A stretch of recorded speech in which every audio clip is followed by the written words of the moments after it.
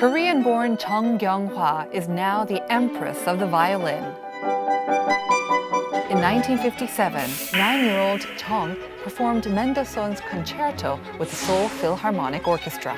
When an American orchestra came to Korea, her performance was featured on Musical America, the oldest classical music magazine in the US, which declared her a violin prodigy. In 1961, when she was 13, she was admitted to the School of Music at Juilliard. There, she studied violin under the great Ivan Galamian. In 1970, she made her European debut in London. Her performance of Tchaikovsky's concerto made her an instant star. She was 21 years old. She went on to perform with orchestras in Europe, North America, and Japan. She worked with legendary conductors and proved her own mettle as a violinist. Nothing could stop Chung's passion. She played 120 performances a year. They called her the sorceress on the violin. Then, in 2005, she injured her finger and was unable to play. After years away, she made a comeback in 2011 and is now as active as ever before.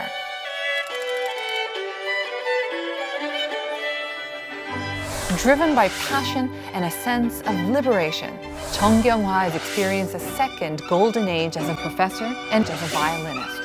She knows how to command the stage, but this week on Heart to Heart, she shares with us her message of hope.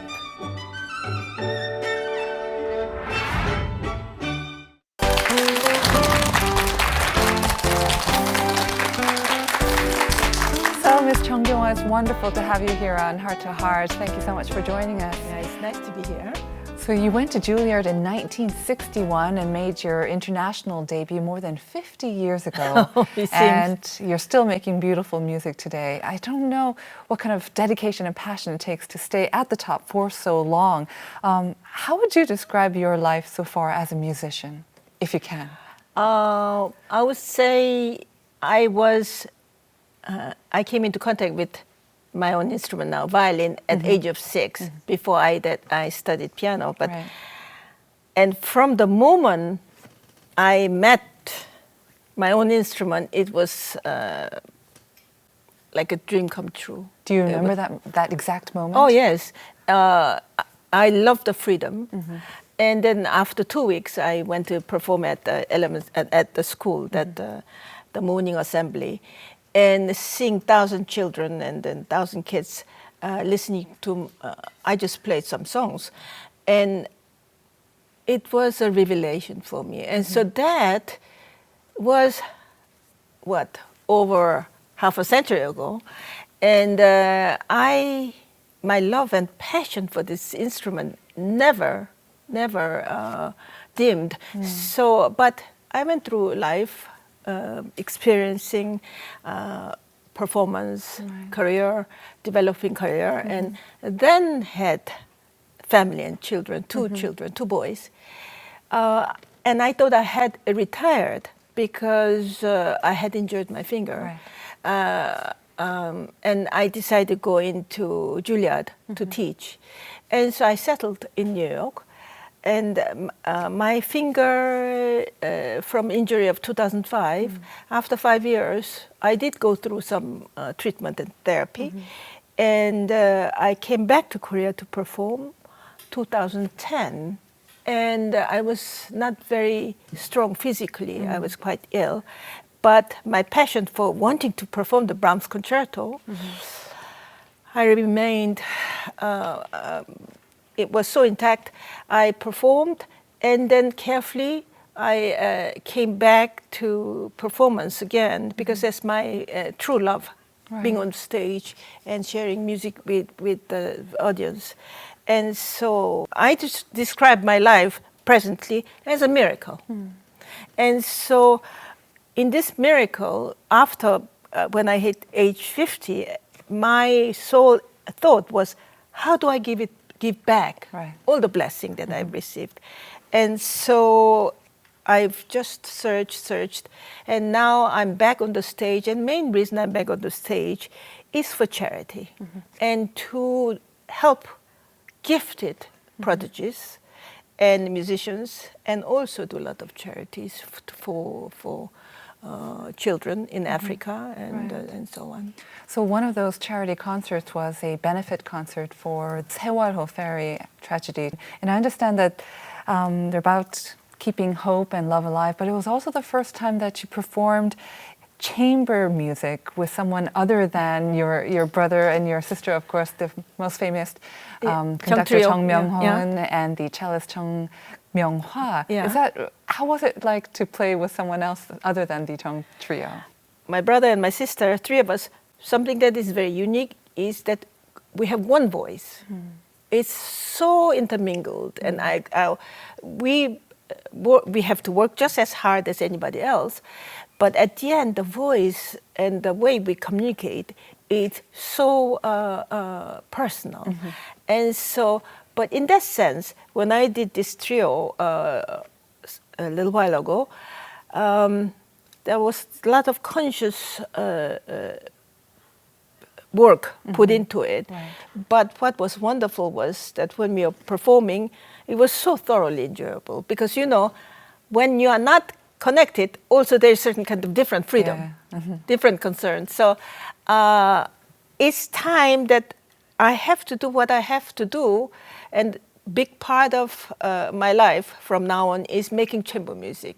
Chamber music is harmony, and in music a beautiful harmony has to be created in the society. And so therefore I want to bring chamber music, not only duo with a piano and violin, but group of people making beautiful harmony, harmonious music. And so I know some public, they were wondering why I'm not performing with my trio, but that is because of their also availability. So to have that gift and to work it and to work hard to maintain that gift as you have throughout your career, and then in 2005 when you suffered that devastating injury to your finger, your left hand. That was 2005. That's right. And I understand it couldn't have come at a more dramatic moment. You were about to take the stage. With Gergiev. A tremendous thing. Yeah. But you did manage to come back, and you have said since then that the accident left you stronger. For me to have those 5 years away from the stage, thinking not because I had 5 years to prepare to come back to the stage, but 5 years away from stage, thinking my life has taken a different journey. So then I start to look introspectively to see what I've gone through in my life. And to be away from a stage, the way I regarded myself previous life as a performer was not related to me at all. So I didn't miss performing. I just accepted it. And I thought life has taken turn, and there are fascinating all sides of life. So I was experiencing something completely different. But during those times, there were a lot of, quite a few bereavement, very close friends, mentor, and 2 members of the family. My older sister, my mother, passed away. And so this was finding how do I advance with my life. And so it's like cleansing yourself. You come to terms with everything that's passed in your life, put it behind you, and see what's in your hand at the moment. And the gift you have in your hand, try to provide to benefit for charity of other people, to understand. Because I am so blessed because I have 2 beautiful children and a wonderful family. I even have two wonderful dogs. And they are my best companion. Right. And so, yes, 5 years were most interesting and valuable in terms of coming to terms with my life, which is last chapter of my life, active chapter. But when you first found out and that you might not be able to go on the stage again, after having lived all your life on stage, you probably didn't even take a break when you were having your 2 boys. Not really. So I can't imagine what was going through your head then. I mean, obviously, you made the calculation. You were happy. You were thankful for what you had, and you were able to let it go of the past. Yes. But at that moment, the moment was the realization was that I cannot take one breath without if I know that I don't have my faith. And so it is. I was brought up in religious upbringing from my parents, and then I had a blessing in 1989. I was struggling with my career as a wife, as a mother. To balance out 3 factors were very, very difficult. So I thought I had to give up at least one of that. And I had a wonderful friends, wonderful manager, wonderful family, and so on. They were very supportive. So what I did was I cut down my traveling as a performer drastically and juggled the rest of. And so when this happened that I couldn't play, I asked God, what is my calling now? And I know I have incredible blessings. So what is my calling? So there wasn't a sense that, oh my goodness, God, how could you do this to me? No, I accept, but then how should I proceed? what should I do? Yeah. So it is looking at your life with tremendous positive direction. And please don't misunderstand me, because positive direction doesn't mean that I don't get depressed. I don't feel like just jumping off the cliff. That we all have. I'm sure. It's the truth, because when you can't breathe, it's so hard. Your life is, you just want to disappear. Yes. That we all go through, but you have to count your blessings. And so when you, and particularly for me, my faith has given me always strength. And so then you need to just ask. My prayer always, first thing is, God, please give me strength and wisdom. Without wisdom, it's very difficult to live life. So. Well, Chung Kyung-wha was a violin prodigy when she made her international debut, and she's been a world-renowned violinist for decades. But the injury in 2005 gave her a chance to re-examine the meaning of life. And we talk to her now about the 3rd act of her life right after this.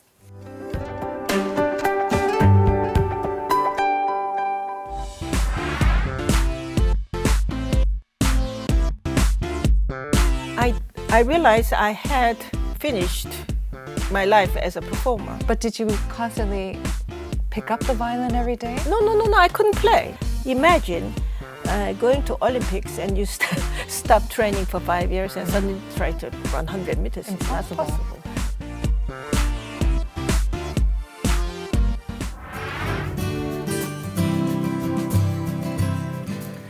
They say adversity makes life more beautiful, so we'll talk to Chung Kyung-wha now about how the injury enriched her life and also helped her perfect her art.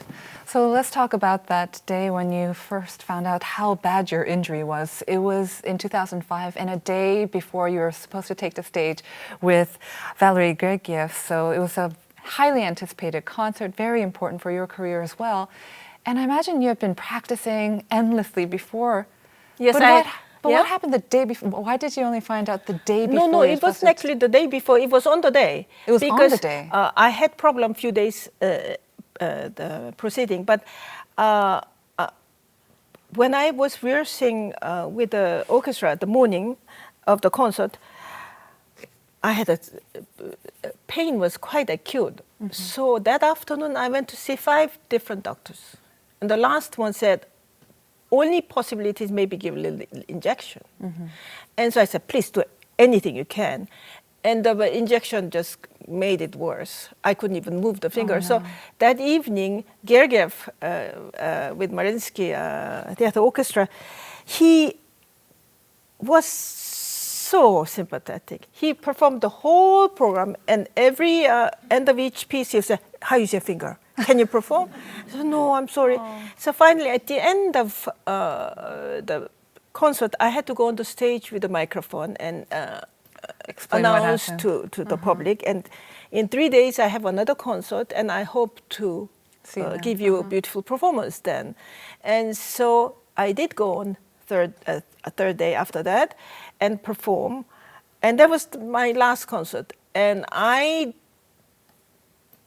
knew it, but I just gave my very best, and I loved playing then. But afterwards, I couldn't move my fingers. So, but the pain didn't come suddenly. I mean, did you consult with doctors beforehand, and I had been building up? No, I had gone through treatment, and I had a very heavy schedule tour with Chamber Orchestra, and then I had a recording session planned, and then in between was this also 2 concerts.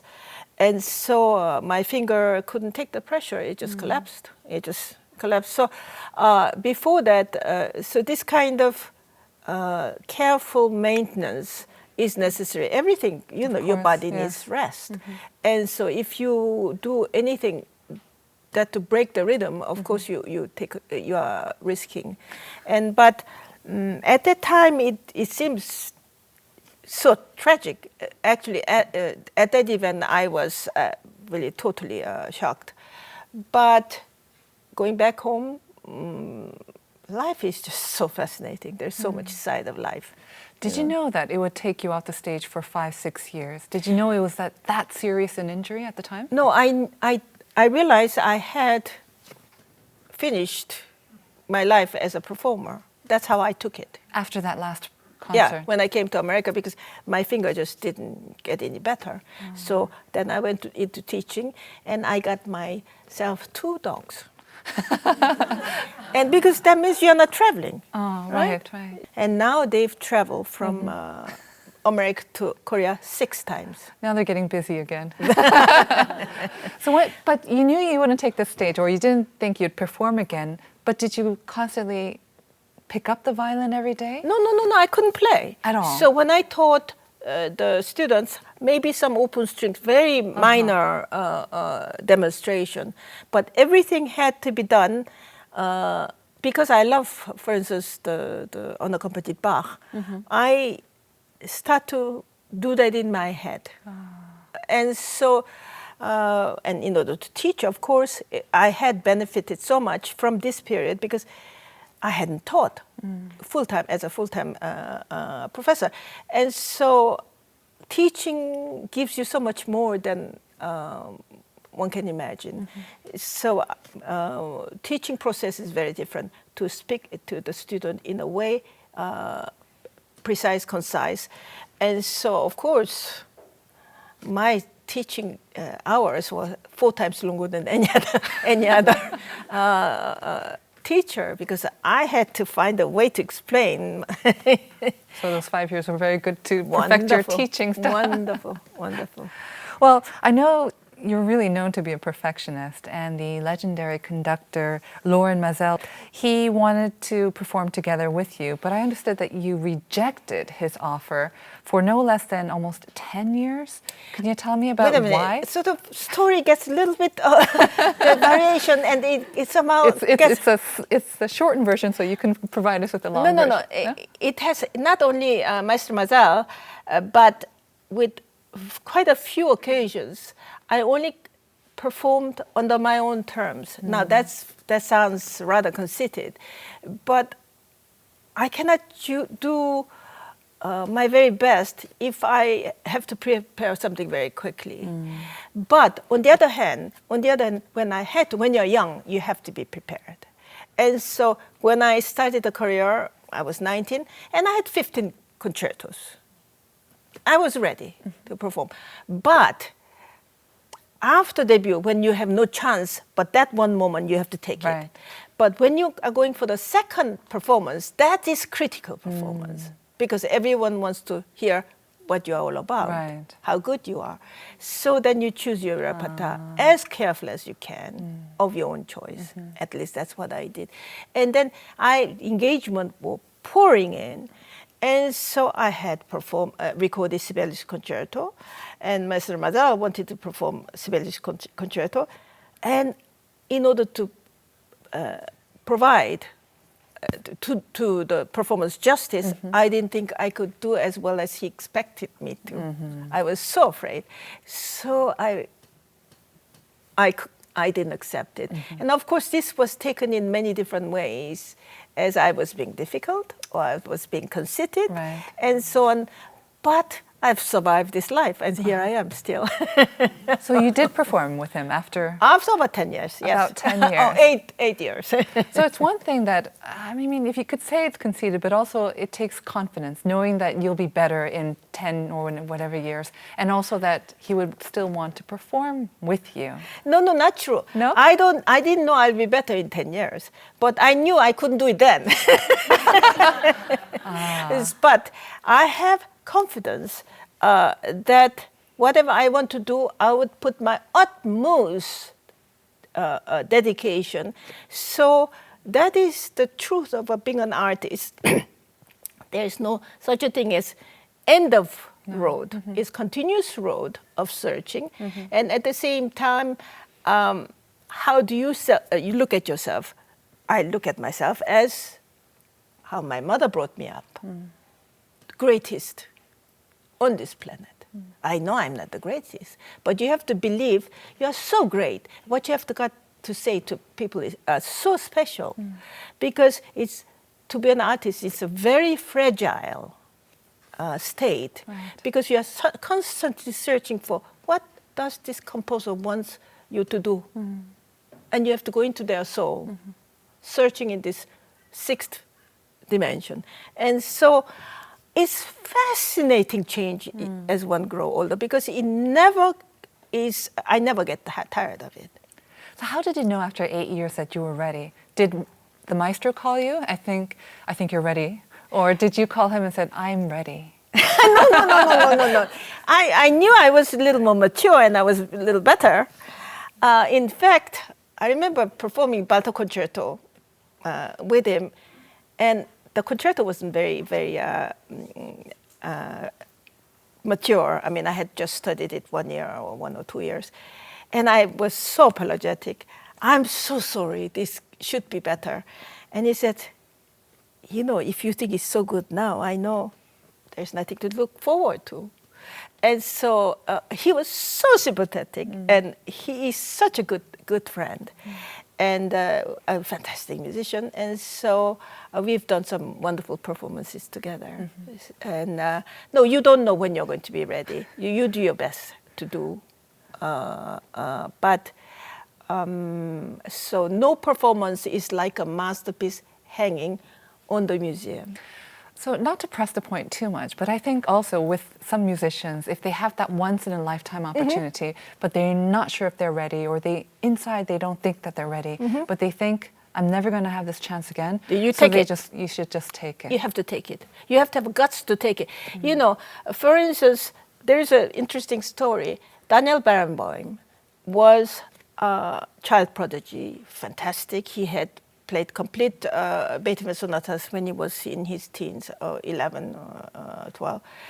And he went through his adolescent period, and when he reached 20 or so, suddenly his career went down. And so he was living in London then, so he looked at all the program that was being announced. So at all time he was practicing the concerto, just in case somebody cancels. Wow. And in fact, one day he got a telephone call. So he jumped in, performed, and he never looked back because he was ready. And so I took so many. My London debut was cancellation from somebody else. So you have to take it. My Israel debut in 1970, before the London debut, was cancellation from Milstein. And I took it. I jumped in. Yeah, so some people might say that's luck, but luck only comes when you're ready. When you're ready. And so, to run with it. That's right. So I tell my pupil, you have to be ready. Don't say, I need to win the first prize. You have to be ready now. You have to have something that you can truly call yourself, this is how I play this piece. You mentioned that you were temperamental, probably on the stage, the way you would perform. Has that changed over the years? Of course. Of course, I learned to compromise with life.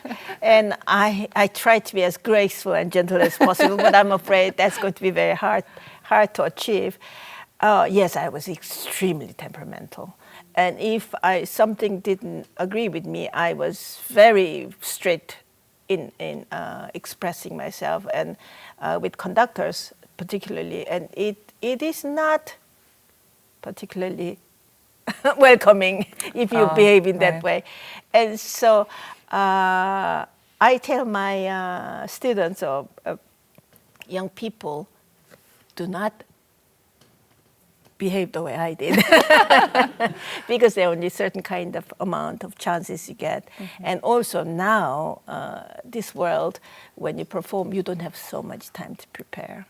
You know, when you're rehearsing, you get one rehearsal or so. And so, yes, stage temperament is something that I didn't acquire. I was born with it. And so I had no choice. But personally, away from stage, I was extremely shy.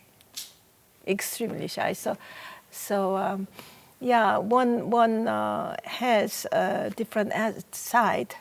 A child, within child, there's so many millions of facets and gene combination that shines only certain part during their life. Mine is through the violin. Do you think, I don't know if this is the right question, but ask. Do you think your music now is better than it was when you were in your 20s or when you first debuted? Probably. Probably it's better, but I could never have that kind of passionate energy I had when I was 20. When I listen to my young days of performance, I get shocked. During those 5 days of absence from my performing and had given up, and I had to offer my recording to some of my pupils to listen because I couldn't demonstrate. And I didn't recognize myself at all. And so, yes, certain passion, a certain energy that you have at age of 20, 30 is very... Could technique also reaction. And if I didn't stop for 5 years, it would be different. But because I've started, imagine going to Olympics and you stop training for 5 years and suddenly try to run 100 meters. Impossible. It's not possible. So you do different kind of sport. But luckily, with my life now, the kind of preparation I do is duo concert recital, which is my first love. And presently, I don't perform concerto. I would love to quite soon.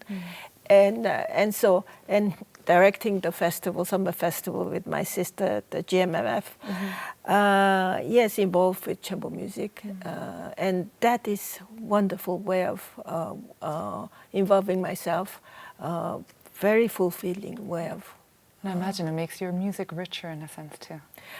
It's just depth is endless. So. Well, in addition to charity, Chung says that one of the reasons why she came back to Korea was to help nurture young talents here in Korea. Let's find out what the students are learning from her.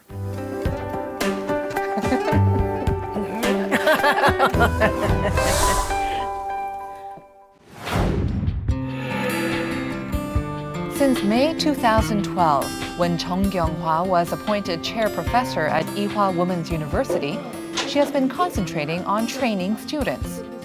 This spring, she established a mentoring course called Open Room. The course is open to all College of Music students who wish to receive one-on-one guidance. The common question I get from these kids are, what can they do with their career? What will happen in the future after their school is over here? And so I give them career counseling as personal counseling, human aspects, as well as professional. After the open room class, a chamber music class is next on Chung Kyung-wha's schedule.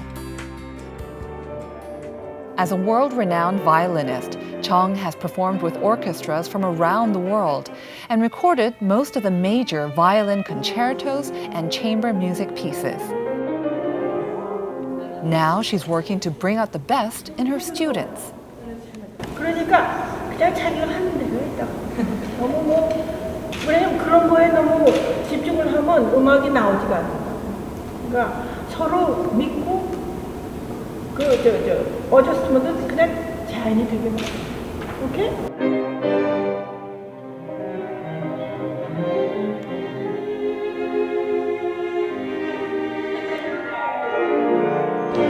For me, it's completely open projection to the public, conversation. Korean 뉴스에 대화를 나눈다, you know. So that's what I try to convey to the kids: joy of music, joy of performance, and so a belief that they are unique. These kids are all unique in their gift, and so they cannot compare each other. They must be themselves and steal from each other's talent and make their own character. With 60 years of experience and know-how, not to mention her soft charisma, it's clear that Chung's reputation as a musician is well earned. As a professor, she is generous about advising students on matters both musical and personal. 너무 에너제틱하시고요. 우선 선생님 그 액션만 봐도 우리가 영감을 받을 정도로 너무 열정적으로 가르쳐 주시고 음악적인 해석 스타일이 굉장히 열정적이고 약간은 저희 이번에 이제 맨델스존 트리오를 공부를 했는데 굉장히 불같은 그런 면들을 많이 가르쳐 주신 것 같아요. Chung Kyung-wha teaches at both the Juilliard School in New York and at her alma mater, Ewha Women's University in Seoul. She is passionate about nurturing talent wherever she goes.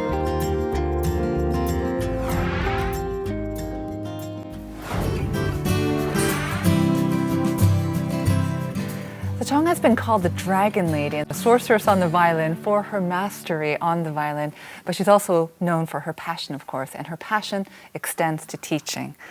So, like many other musical prodigies, you began music at a very young age, the piano at 4 and then the violin at 6. This was a time in Korea, very difficult time. Korea was at war, tumultuous times. How was it that you were able to study classical music at this time? It's because my mother studied piano, and she tells a story of performing Ewha University Hall.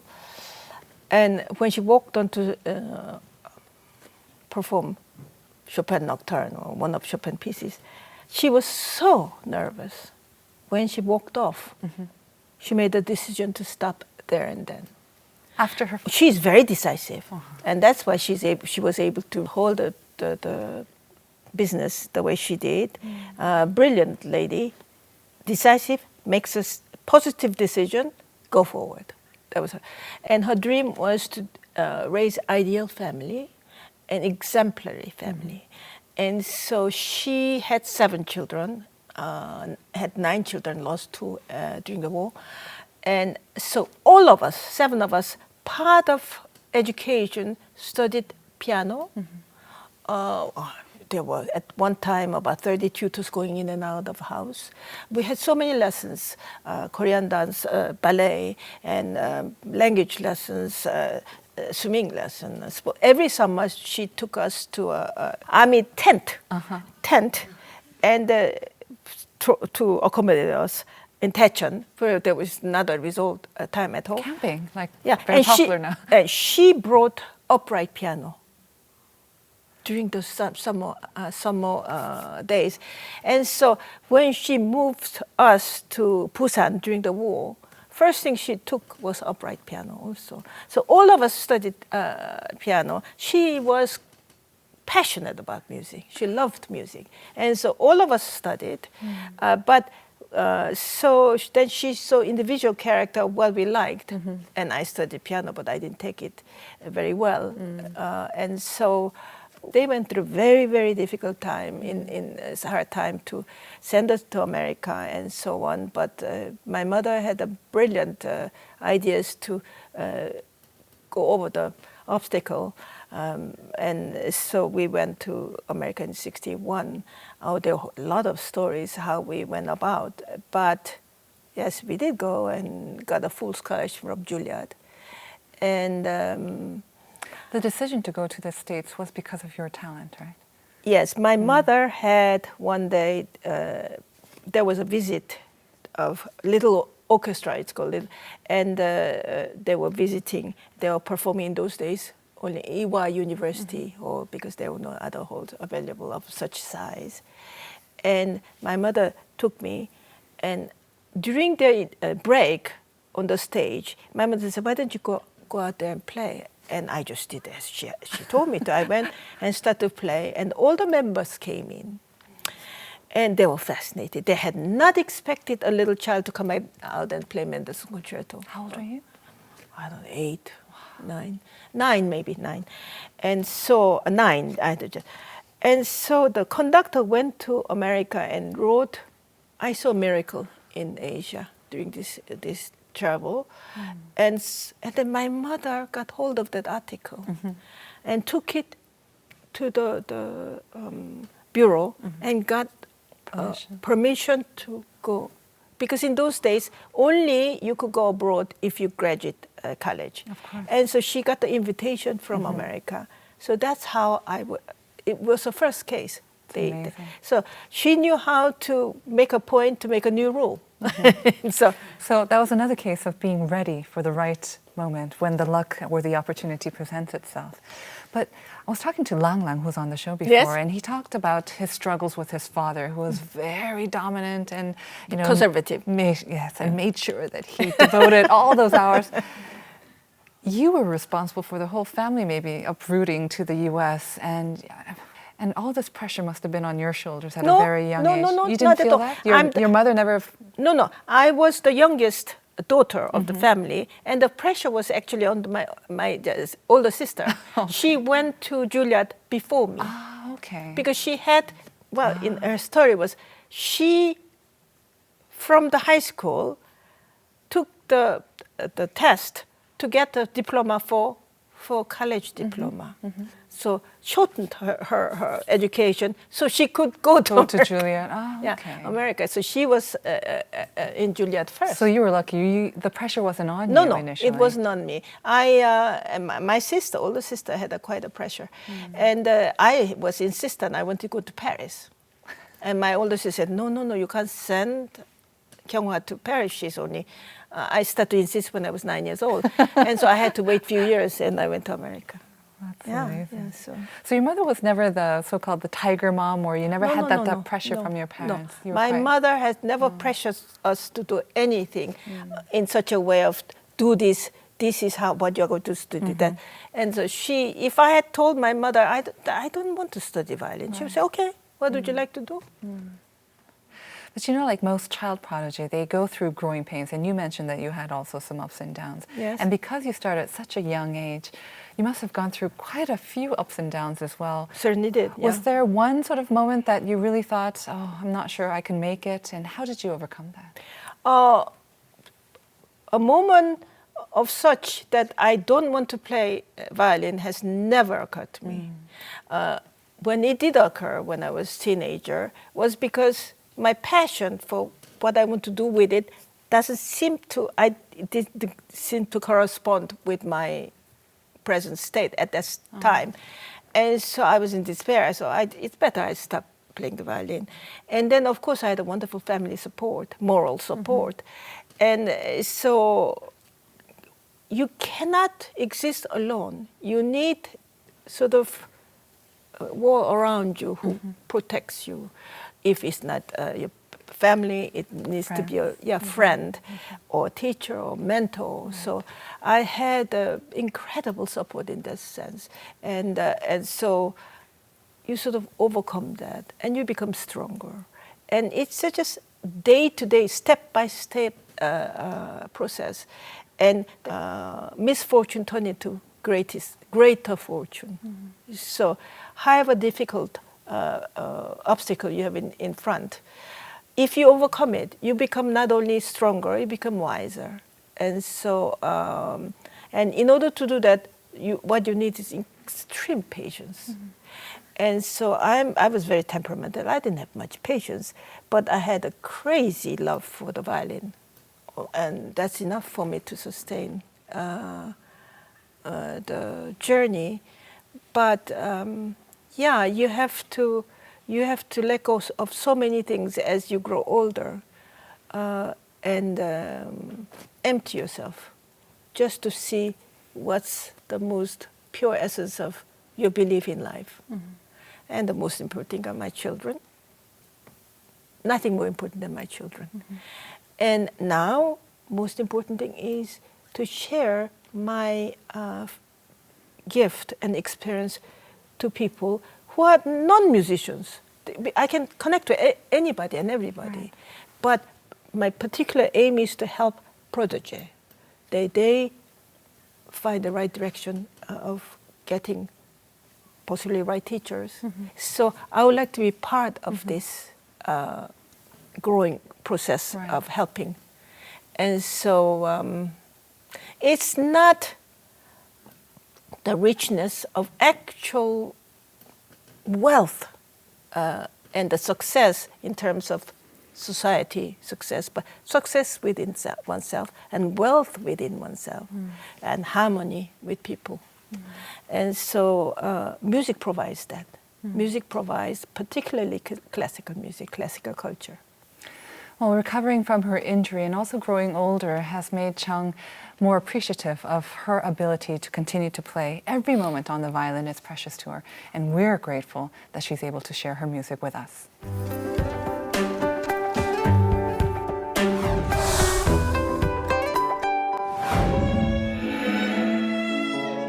In June, Chung was busy rehearsing for a concert.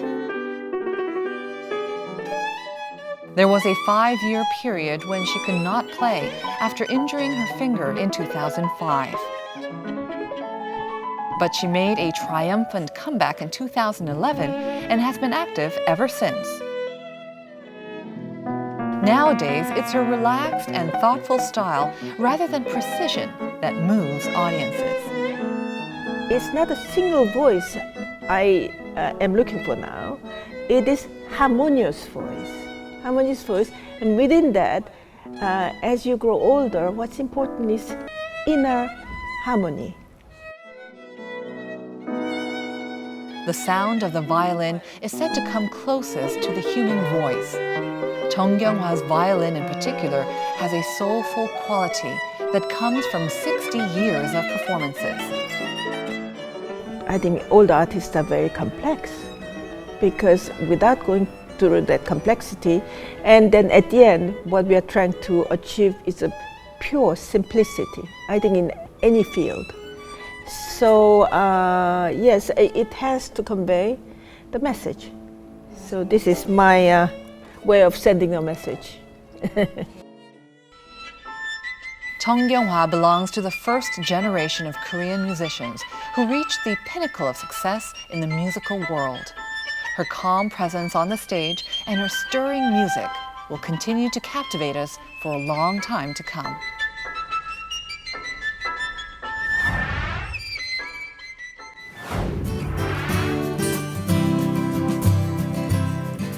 I'm here with the internationally renowned and beloved violinist Chung Kyung-wha.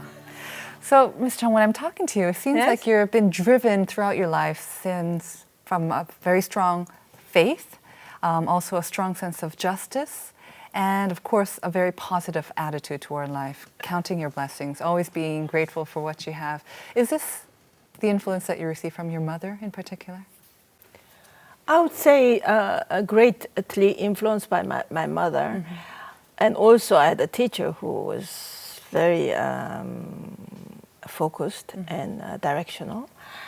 And I was extremely also driven and driving and going, charging ahead. But that was until my 30s.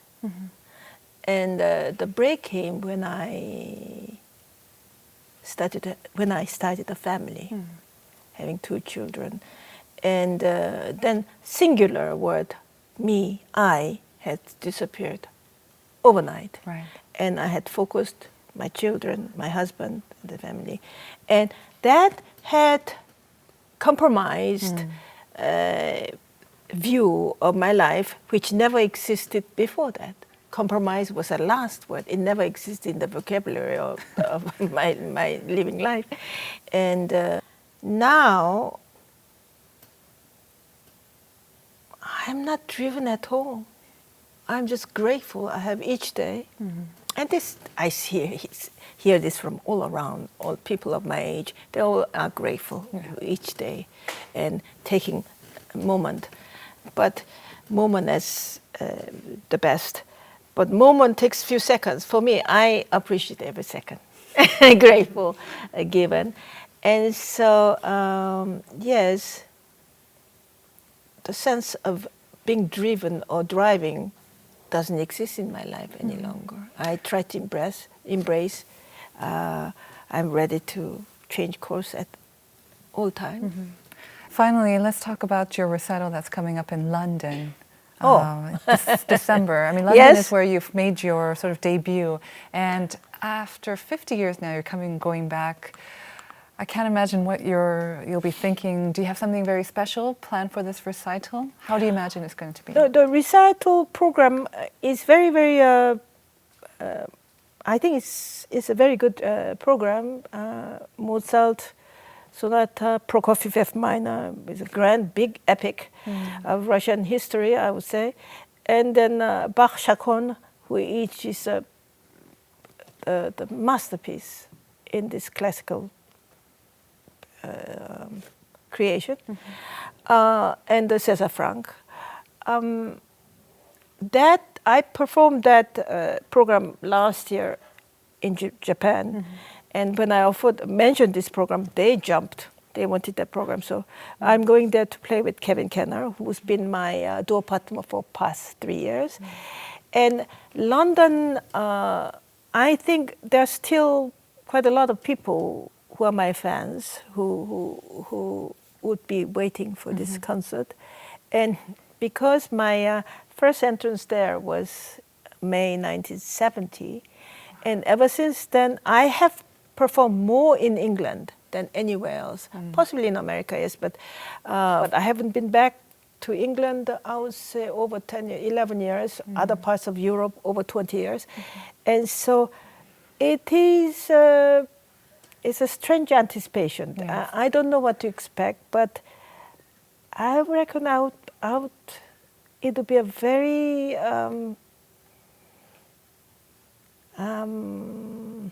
moving experience for me to stand on that festival stage. And I still remember that debut, playing Tchaikovsky concerto, and young girl of 22 wearing red dress and flaming, lighting the fire on the stage.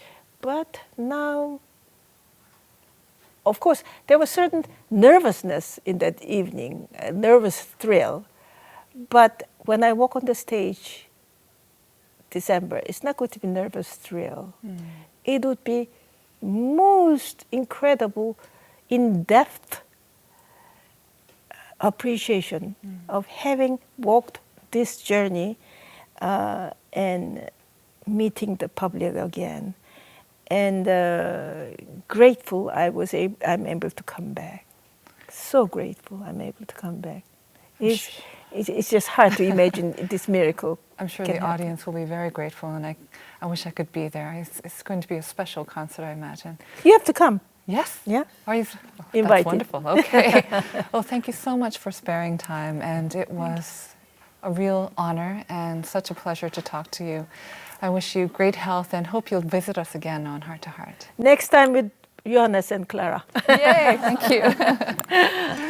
And that was our conversation with Chung Kyung-wha, the violinist and teacher now to many aspiring violinists in Korea and around the world. Thank you so much for joining us on Heart to Heart, and watch this interview again on our homepage, arirangtv.com. Join us next time. Bye-bye.